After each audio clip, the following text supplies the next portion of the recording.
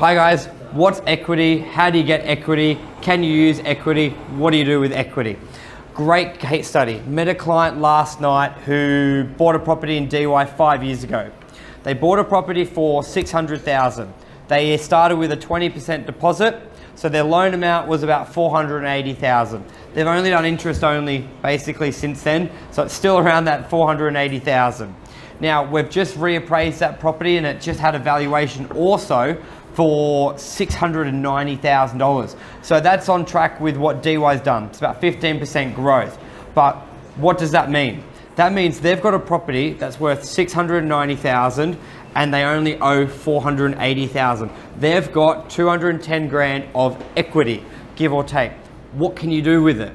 So what? You've got $200,000 in equity. It doesn't feel like real money. What can you do with it? Can you do anything with it? Obviously, speak with your broker and your accountant. This is not financial advice, but this is the gist of what the power equity has to buying property. So the banks will look at the value of the property from a current licensed valuer, which is in this case was $690,000. And then you've got the debt level, which is $480,000. So there's $210,000 there in equity. This is almost as good as cash. The banks will look at that, well, most banks will look at that you can use 80% of that 210,000, so in this case about 160,000, as a new deposit for a property. So they started with $120,000 5 years ago, bought a property, went in value. Now that property has $210,000, which they can use to buy another property for $500,000, $600,000, $700,000 without pulling any extra money out of their credit card.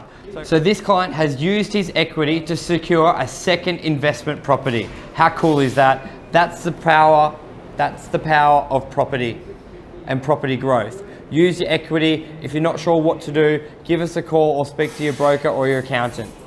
So that's a quick overview of equity, how it can be used and what can be done with equity, where that client has turned one property into two.